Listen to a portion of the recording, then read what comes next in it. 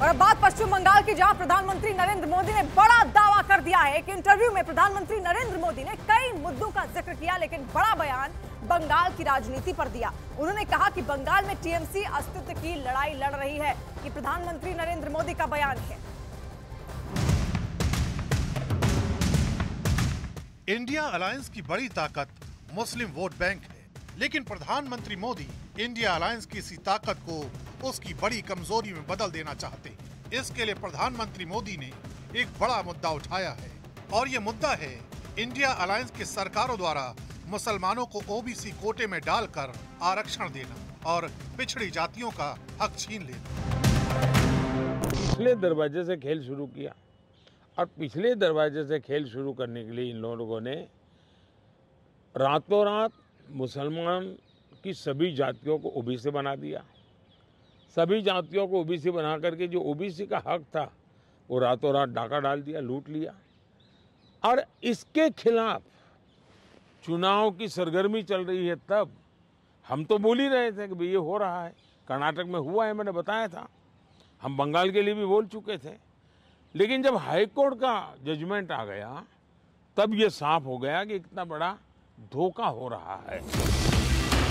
प्रधानमंत्री मोदी ने इसका उदाहरण देते हुए दिल्ली के जामिया मिलिया इस्लामिया विश्वविद्यालय का जिक्र किया। रातों रात एजुकेशनल इंस्टीट्यूशंस को माइनॉरिटी इंस्टीट्यूशंस बना दिया।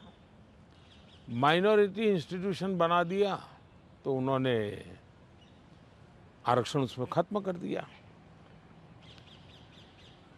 अब उनके अधिकार क्षेत्र में नहीं था, वैसा एक नियम बदल दिया उन्होंने, और यूनिवर्सिटी तक को माइनॉरिटी स्टेटस दे दिया। अब दिल्ली में ही जामिया मिलिया जो यूनिवर्सिटी है उसको उन्होंने माइनॉरिटी बना दिया, उसमें सारे आरक्षण खत्म हो गए। एडमिशन में भी नहीं, नौकरी में भी नहीं। और बाद में तो चीजें उभर करके आई कि करीब करीब 10,000 ऐसे इंस्टीट्यूशंस हैं जिसको इस प्रकार से आरक्षण के जो एससी, एसटी, ओबीसी का अधिकार था वो पिछले दरवाजे से उसको छीन लिया गया। प्रधानमंत्री मोदी को ओडिशा और बंगाल से रिकॉर्ड तोड़ सीटों की उम्मीद है। कई चुनावी एक्सपर्ट ये मान भी रहे हैं कि ओडिशा और बंगाल के नतीजे चौंकाने वाले होंगे। प्रधानमंत्री मोदी की माने तो टीएमसी अब बंगाल में अपने अस्तित्व की लड़ाई लड़ रही है। बंगाल के चुनाव में टीएमसी पार्टी अस्तित्व की लड़ाई लड़ रही है। आपने देखा होगा पिछले असेंबली के चुनाव में हम 3 थे, 3 में से बंगाल की जनता ने हमें 80 पर पहुंचा दिया। हमें लोकसभा के अंदर भारी बहुमत पिछले चुनाव में मिला था। इस बार पूरे हिंदुस्तान में द बेस्ट परफॉर्मिंग स्टेट कोई होगा तो पश्चिम बंगाल होने वाला है। भारतीय जनता पार्टी को सर्वाधिक सफलता पश्चिम बंगाल में मिल रही है। प्रधानमंत्री मोदी के प्रति इस्तेमाल की गई भद्र भाषा भी एक बड़ा मुद्दा है। प्रधानमंत्री ने कहा उनके विरोधी उन्हें 101 से ज्यादा गालियां दे चुके हैं।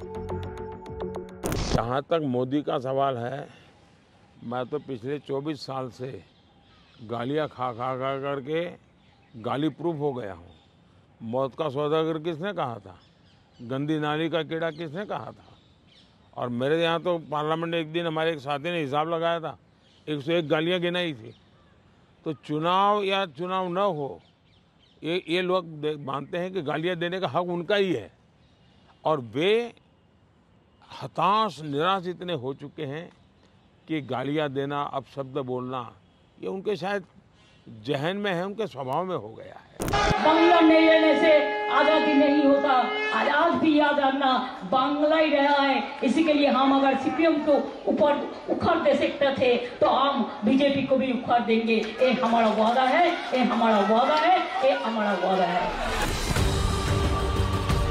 प्रधानमंत्री मोदी का यह इंटरव्यू लोकसभा चुनाव के फाइनल राउंड का फाइनल प्लान, जिसमें सबसे बड़ा फोकस ओबीसी वोट बैंक, मुस्लिम तुष्टिकरण की राजनीति, ओडिशा और बंगाल पर है।